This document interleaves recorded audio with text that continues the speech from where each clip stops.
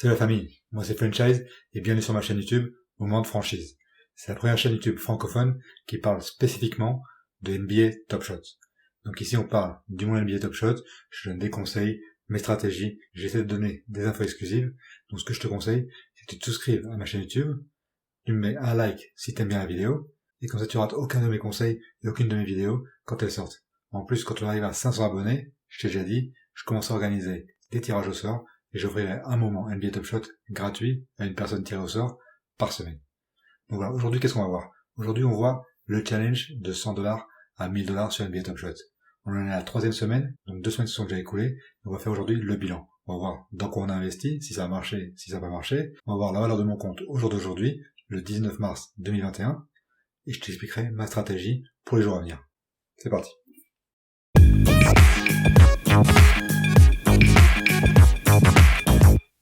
Donc je rappelle qu'en première semaine, on avait investi $100 sur NBA Top Shot. On a investi dans 3 joueurs, Chris Middleton, Jeremy Grant et Stanley Johnson, à $25, $29 et $19 respectivement. Et ensuite, la deuxième semaine, on avait eu de la chance, on avait réussi à avoir un pack à $14, où on avait eu Kyrie Irving dans le pack spécial Seeing Star, qui était évalué à la semaine dernière à $275. Donc énorme bénéfice. Et en plus, on a vendu 2 joueurs, Miles Bridges et James Ennis, à $19 et $17 respectivement. Donc là, comme tu vois sur mon tableau, je les ai remis à 18,05 et 16,15. Pourquoi? Parce que j'ai enlevé la commission de 5% que garde NBA Top Shot.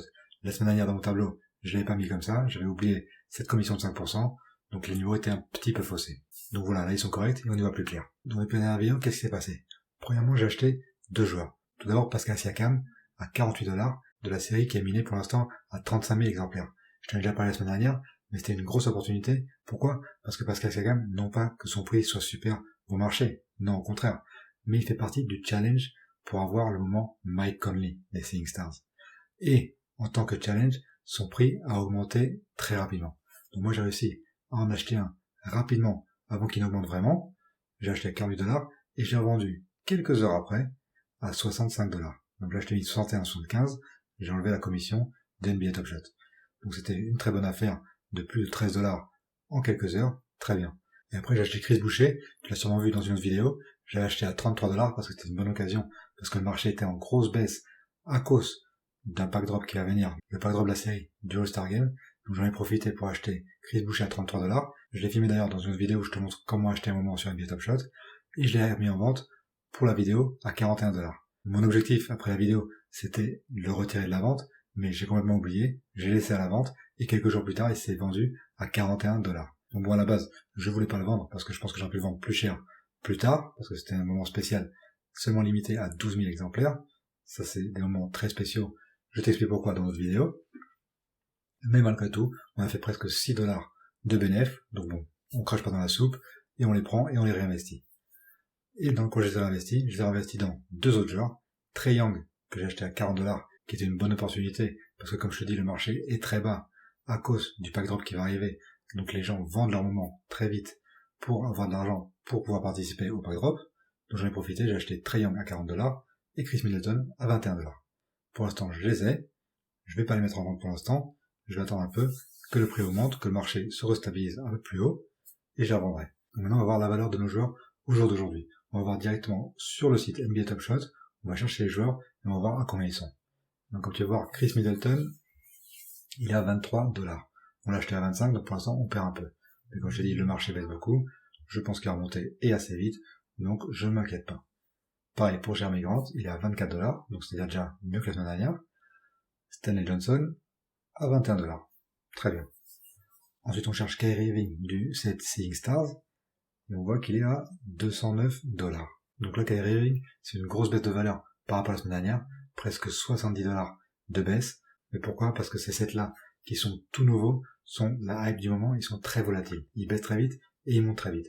Donc là, je pense qu'il a baissé parce que les gens ont vendu le moment pour avoir accès au pack drop de ce soir, mais je pense que ces moments vont remonter et assez vite dès que le challenge LeBron James sera annoncé. Parce que ce challenge, il sera annoncé sous peu. Kyrie Irving sera un moment nécessaire pour compléter ce challenge.